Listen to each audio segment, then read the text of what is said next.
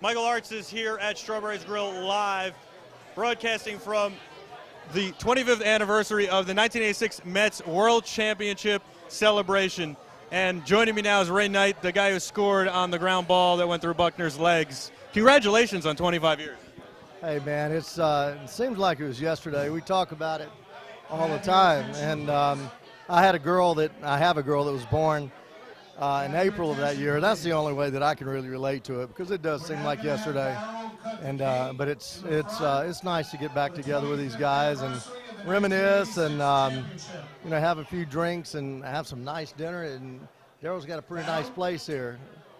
And, it's a wonderful place. It really is. It really is. First time I've been here. I was supposed to come in October and had to do some things back in Washington, but happy to be here tonight, and it just makes you feel young again. Well, it definitely does, and it's hard to believe for the fans, by the way, that it's been 25 years. You know, I was telling Mookie, we talk about it all the time. It seems like just yesterday, and yet it's 25 years. So it's nice that you guys think that too. Well, I think, anytime you have things that impact you, going back to my father, he's passed now, even in minor leagues, there's just certain things that impact you. Certainly being in World Series and having it come out the way that it did after being down 2-0. Going to Boston, Dave giving us the day off, and coming back and winning 2 games there, and then getting back home and having a situation where we're down every game. And but that ball club was so strong, just a group of guys that had one thing in common, worked really hard together. There's been so much said about how much fun they had off the field. I didn't participate in a lot of that. I was married and had a couple little babies.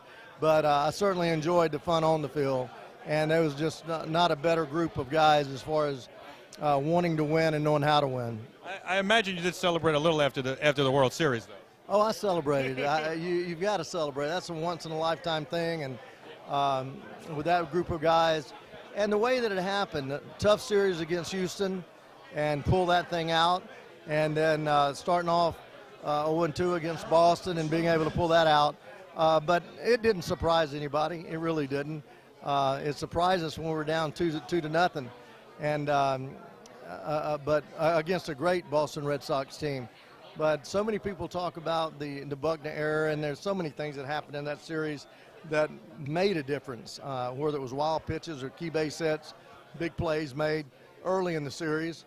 But just great to be a part of it. If you didn't get on base, then Mookie doesn't drive you in with that ground ball. And you had so many pivotal hits, not only in the series and against Houston, but also throughout the season, that really turned things around at times when things could have gone either way in certain games. And what do you think that you take away from the '86 World Series and from that team? I mean, New Yorkers talk about the fact that the team was such a hard-working team, such a blue-collar team, and that it never gave up. The fight was never over. Well, I think that the fact that the team was a blue-collar team. There were a lot of great players on that team, some Hall of Fame players on that team, but the core of the ball club was made up of guys that were grinders. When you look at Lenny and Wally Backman, Tim Tuffle, they grinded day in and day out. Mookie, pitching staff, other than Doc, we didn't have people that had tremendous stuff, although Sid Fernandez was very tough on left-handers, but Darling was a sinker baller that spotted the ball well. O'Head the same way. And the bullpen, a little different story. You had a Roscoe and McDowell who could go 2 or 3 innings on any given night. Solid defense, great bench, the best manager in the game, and it just all added up to a fantastic season. And what I take out of that year is just what happens when you get a lot of talent together that's very cohesive.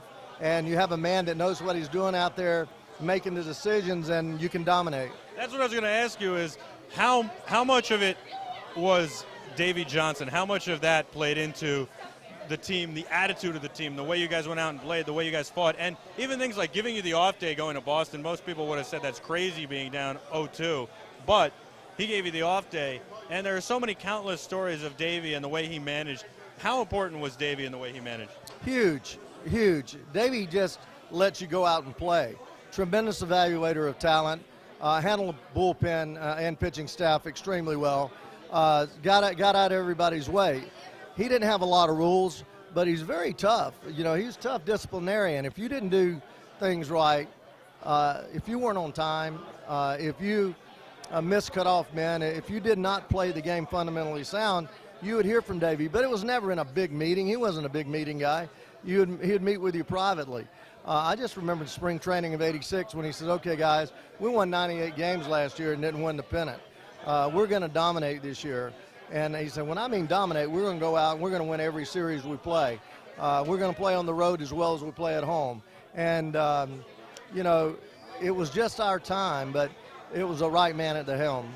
It's so true, and what you just said is so true, because I always say that you guys were an amazing team to watch. You had such depth, but you, to me, are the last fundamental baseball team really that played the fundamentals perfectly and that really did the fundamentals and all season long, everything. You guys could drag bunt, you guys could steal bases. Everything was fundamental baseball the way you're taught when you grow up. Well, it really was. I was a part of the Mets organization and what they taught. And you had guys like Buddy Harrelson who you didn't find a better infield instructor on a team. We had great coaches, Mel Stottlemyre. Bill Robinson helped me immensely that year getting my stroke back. But then, you know, you've got to mention Doc and Darryl.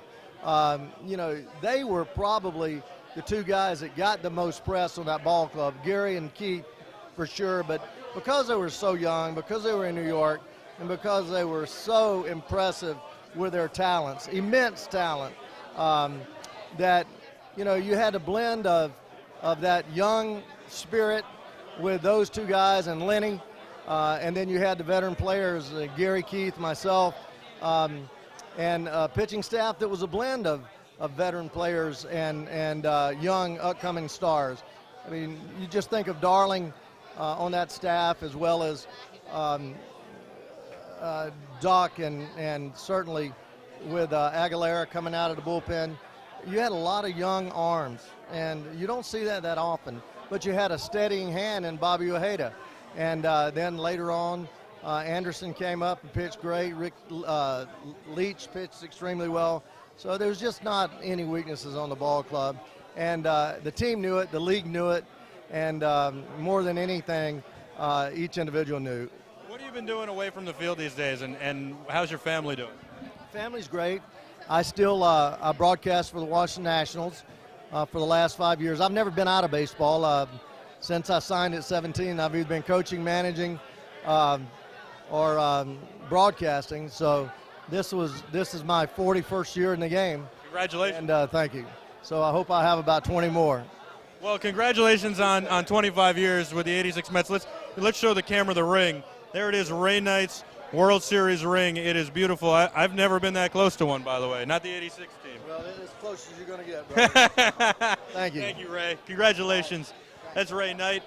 I'm here at Strawberries Grill live, broadcasting on the Teradek Cube, which is allowing us to broadcast this whole show live, and that's what's amazing. The Teradek Cube is amazing.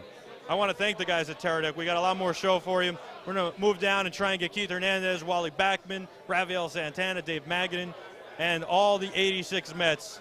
It has been a wonderful night, a dream come true for me, which means that for you, the fans, it's got to be a dream come true, too. We're bringing you unprecedented, exclusive live access, all thanks to the Teradek Cube, from inside this very private party. And it's a great celebration here. 25 years for the New York Mets. I'm Michael Artsis. Stay with us. We'll be back in just a few moments.